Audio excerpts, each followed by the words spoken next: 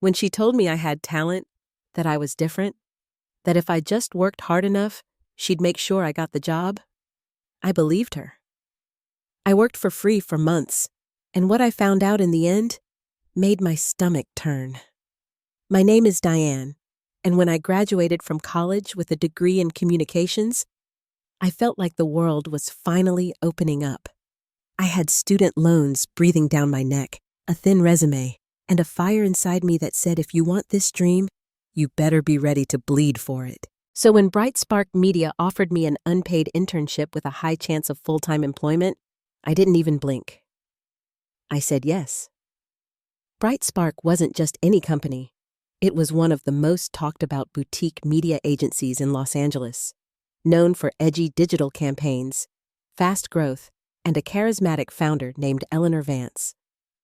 She was a powerhouse, sharp, stylish, and always 10 steps ahead of everyone in the room. I remember the first time I saw her. She walked into the interview like she owned the air itself. She looked at me, smiled, and said, "You've got something. I see potential. You stay hungry, and I'll make sure it pays off." I floated out of that office like I had just been anointed. My internship started the next Monday. I was put on a client project right away. No training, no hand-holding. Eleanor said she liked people who figured things out fast. So I learned to fake confidence. I stayed late to research, studied past campaigns, and taught myself editing tools at night just to keep up. The company was chaotic in that fast-paced startup kind of way. People came and went. No one really had a clear title, and Eleanor was always in back-to-back meetings. But I loved it. I loved the adrenaline, the pressure of seeing my copy used in a pitch. I told myself this was what paying your dues looked like. 3 weeks in, I worked 60 hours on a campaign that got us a meeting with a high-end fashion brand. Eleanor pulled me aside and whispered, "You nailed it. Clients love the direction. Keep this up, and you're golden." Every time she said things like that, I felt seen, like all the unpaid hours, skipped meals, and late-night subway rides meant something. She kept calling me a star in the making. After 1 month, I asked if we could talk about the timeline for going full-time. She smiled, patted my arm, and said, "Of course. We're just ironing out some budget stuff. Hang tight, Diane. I've got you." So I stayed. I turned down another paid internship offer from a smaller firm because Eleanor made it sound like I was inches away from landing my dream job. I remember the words she used. Why settle for less when you're already walking into something bigger? It sounded like a promise. I didn't know it at the time, but that sentence, so smooth, so convincing, would be the start of something much darker. The days turned into weeks. The weeks blurred into months. I had stopped keeping track of how many unpaid hours I had racked up. It didn't matter, I told myself. This was how success worked. Sacrifice now, security later. At least that's what Eleanor kept saying. Just a little longer, Diane. We're so close. It became a mantra. Every time I'd start to feel the exhaustion, I'd replay her words in my head. I wanted to believe her. I needed to believe her. By the end of my 3rd month, I was working longer hours than some of the full-time employees. I was managing 2 client accounts, writing copy, designing pitch decks, even leading internal brainstorming sessions. Eleanor praised me in front of the team during a Monday meeting. "Diane's been absolutely killing it. If we had 5 of her, this place would be unstoppable." The team clapped. I smiled, but a part of me, the part I had buried deep, started asking, "So why hasn't she hired you yet?" I pushed the thought away. Maybe they were still finalizing the budget. Maybe HR was just slow. Maybe next week. Then came the campaign that changed everything. A new tech client was launching a wellness app and needed a full digital strategy. Eleanor assigned me as the lead writer. Lead, not assistant, not intern, lead. I worked 70 hours that week. I barely slept. I crafted the entire campaign, the messaging, the visuals, the social rollout. I even stayed overnight once to help the design team hit the deadline. When the client loved it and signed a $300,000 contract, Eleanor pulled me aside with a wide grin. "You just helped us land one of the biggest deals this quarter. I'm so proud of you." I waited for the follow-up, the offer, the formalization. But instead, she added, "Let's celebrate next week. Drinks on me." I laughed, but inside, something cracked. That Friday, I decided to bring it up again. I asked her for 10 minutes, just a quick chat. We sat in the corner of the office while the team worked a few feet away. I said, "Eleanor, I'm wondering if we can talk about the full-time role. It's been over 3 months, and I'd love to know where I stand." Her smile faltered, just for a second. Then came the line, "You're doing everything right, Diane, truly. But with the current budget and hiring freeze, we can't bring anyone new on payroll just yet. You understand, right? It's a timing issue." My throat went dry. "But you said after 3 months?" "I know, and I meant it. But things shift in startups. It's not about you, you're doing amazing. Let's revisit in a few more weeks, maybe end of next month." I nodded. What else could I do? But something inside me had shifted. That night, I stayed late again because Eleanor had asked me to polish a deck for a Monday meeting. The office was mostly empty. I was scrolling through old folders to find past slides when I stumbled on something strange. A resume file labeled Chloe Davis/Final. It was saved in the same format I used for mine. Out of curiosity, I opened it. Chloe had interned at Bright Spark for 6 months. She had written full campaigns, worked on 3 major clients, and in her cover letter, still saved in the folder, she mentioned that Eleanor had personally promised a full-time role after 90 days. I froze. Was I not the first? Was this a pattern? The next day, I casually asked one of the designers if she knew Chloe. She blinked. "Yeah, she was here before you, super smart." Then one day she just disappeared. Heard she moved back home. My stomach turned. I started paying more attention, watching Eleanor, tracking other interns. There was a new girl, Sarah, who had just started. Within 2 days, she was already working on a client proposal. No training, no title. Just like me. I went home that night and didn't sleep. The pieces were forming. The praise, the promises, the budget issues, the disappearances. And for the first time, I let the thought in fully. This wasn't an incompetence. It's a system. I didn't quit right away.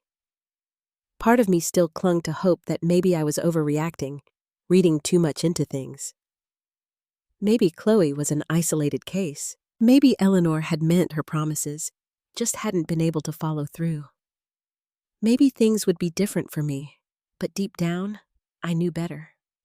Still, I kept showing up. I needed the experience. I needed a reference, and pathetically, I still wanted the job.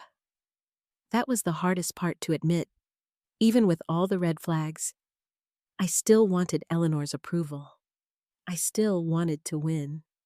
It was around this time that Bright Spark landed a campaign pitch with a major national brand, Vitality, an up-and-coming wellness company with a multi-million-dollar advertising budget. Eleanor called it our big break. If we landed the account, we'd be in a different league. And who did she assign to build the campaign from scratch? Me again. "No one else here understands Gen Z the way you do," she told me in front of the team. "You've got the voice, the eye, the instinct. This one's yours." For a brief moment, I forgot everything. I threw myself into the project, worked 15-hour days, and even skipped my best friend's birthday to finish the pitch deck. I designed the campaign around the theme Ritual Meets Revolution, a blend of mindfulness and tech innovation. It was sleek, smart, and exactly what Vitality's audience wanted. We pitched it on a Thursday morning. The client loved it.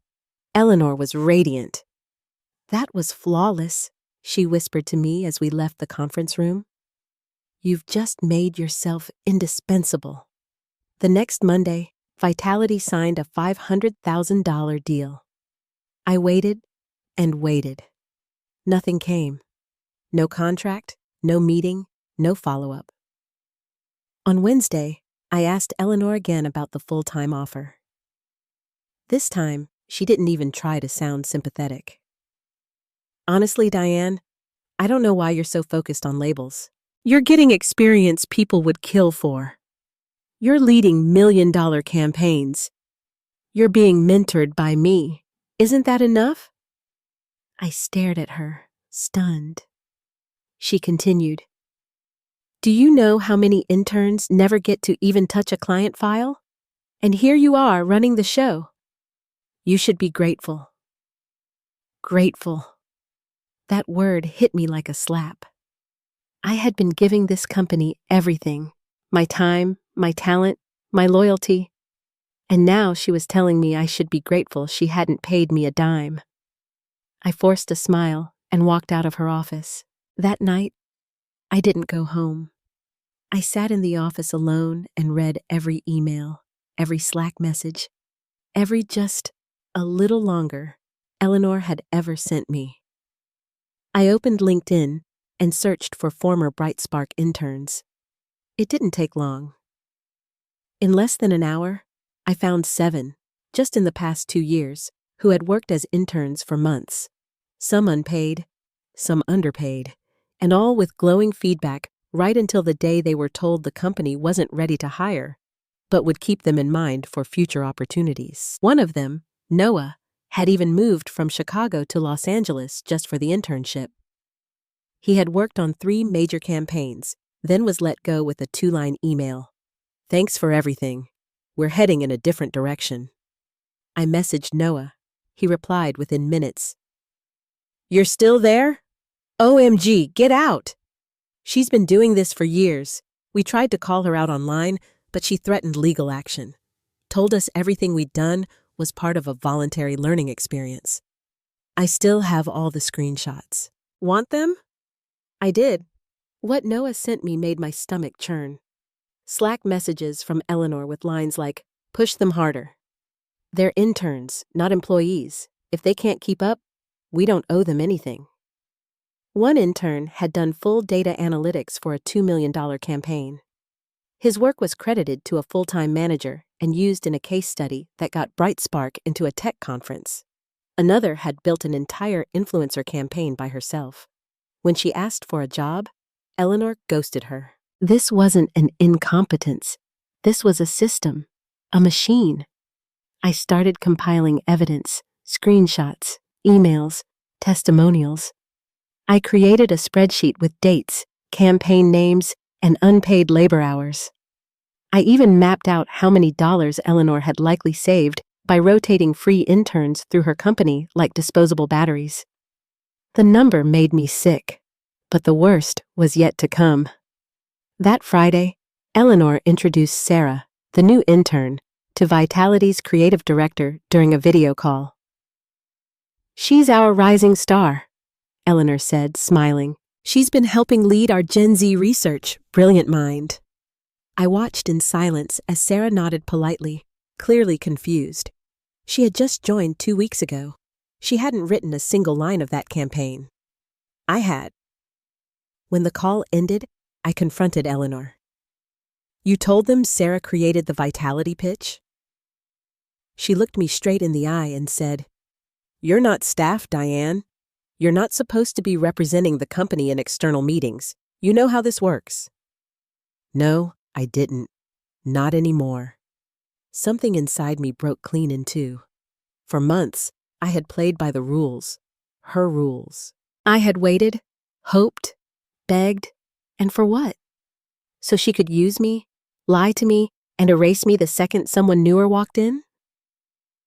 I left the office without saying another word. And that night, I started planning my revenge. I didn't show up to work the next day. For the first time since joining BrightSpark, I turned off my alarm and lay in bed staring at the ceiling. My mind wasn't blank. It was electric. Every lie, every stolen credit, every not yet Eleanor had fed me was now a neon sign flashing in my head. This is not incompetence. It's a system, and I've been feeding it. By 10 a.m., I had a plan. The first step was simple. Stop playing by her rules. I emailed Eleanor saying I needed a mental health day. She replied within 5 minutes, oddly cheerful. Of course. Take care of yourself, Diane. We'll catch up Monday. She didn't ask if I was okay. She didn't offer support. She didn't even mention the fact that I had practically been living in that office for the past 3 months. She just brushed me aside, the way you swat away a fly that stopped being useful. Fine. The second step was harder. I reached out to Noah, then to 2 other former interns I'd found online. I asked if they'd be willing to talk, really talk, on the record. I wanted to collect more than screenshots. I needed stories, patterns, proof. To my surprise, they said yes. That weekend, I interviewed 3 former interns over Zoom. Each story was a variation of mine. Brought on, unpaid, promised a job, praised constantly, asked to take on more responsibility, then discarded.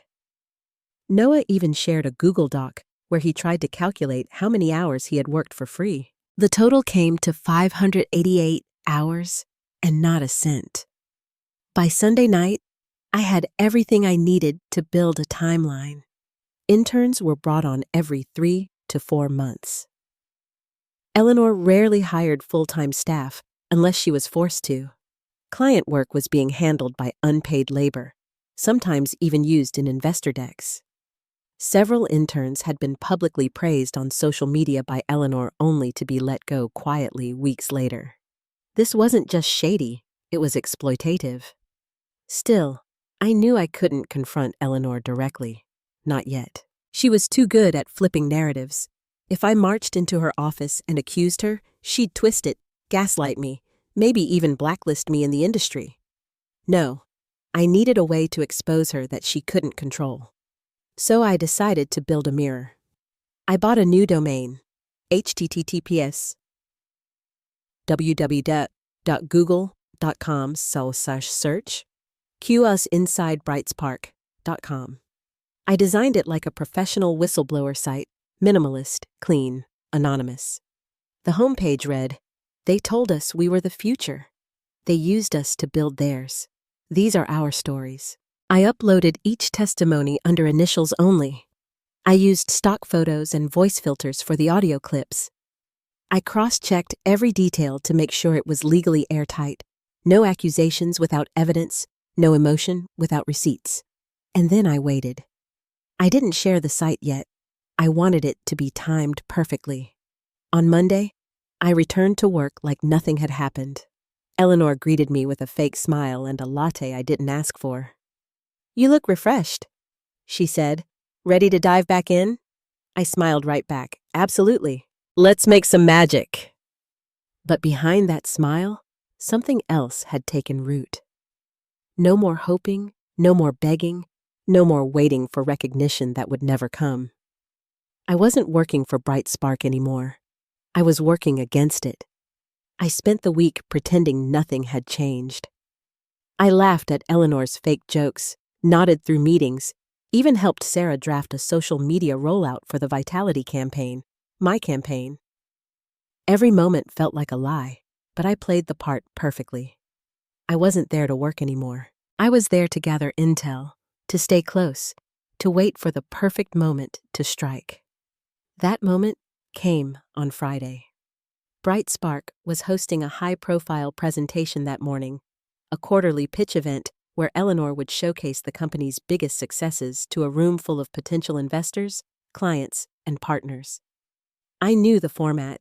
She'd stand in front of a massive screen playing a polished highlight reel of recent campaigns. Vitality would be the crown jewel, and every slide, every video clip, every line of copy would be mine. I arrived early that day, dressed sharp, silent, ready. I took my usual seat in the back corner of the conference room, laptop in front of me, fingers shaking just slightly. Eleanor walked in late, of course, all confident strut and curated charm. She greeted the room with air kisses and buzzwords. "Let us show you what Bright Spark has been cooking up," she said. She dimmed the lights. The screen flickered on. Vitality's colors splashed across the wall. The video played. My voiceover, my script, my concept. I watched her nod along to my work, as if it were hers. She even threw in a few lines about how our junior team collaborated closely, a vague phrase meant to sound humble while hiding the truth. Then came her big finale. At Bright Spark, we don't just lead campaigns, we build futures.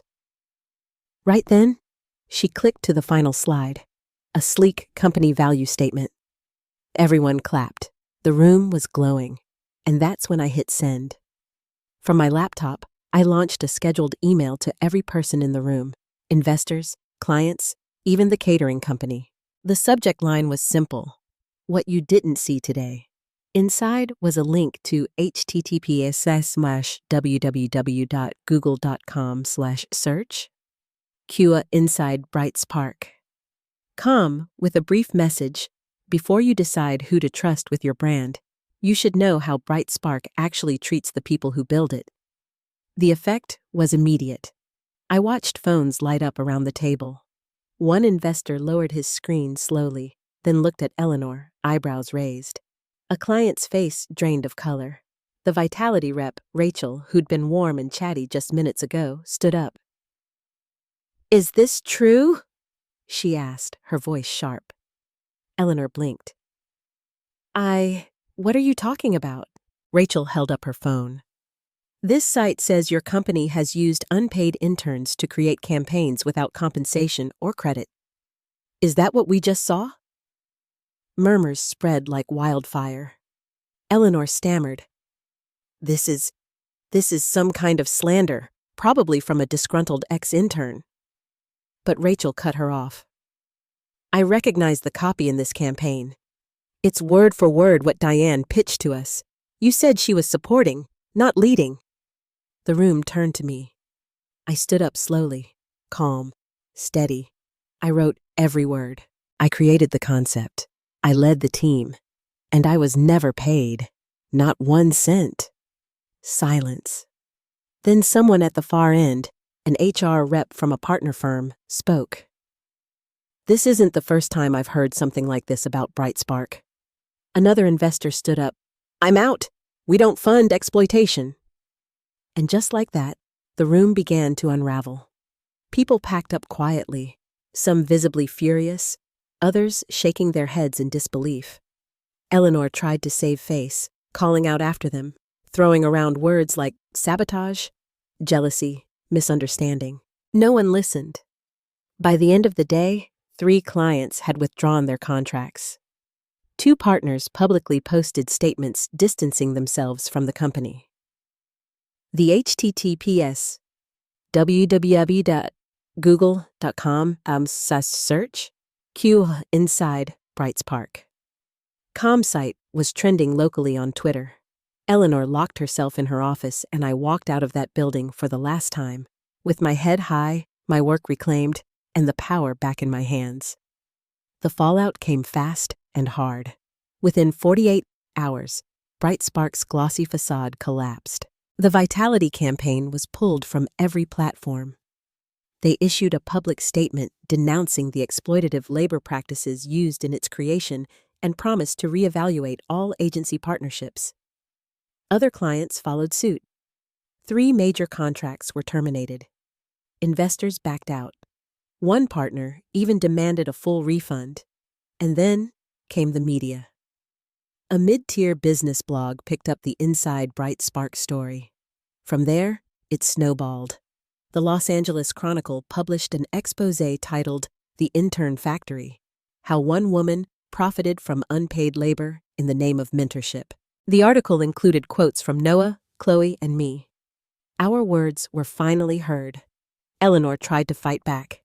She posted a carefully worded non-apology on LinkedIn, blaming miscommunications, startup pressures, and a few disgruntled voices.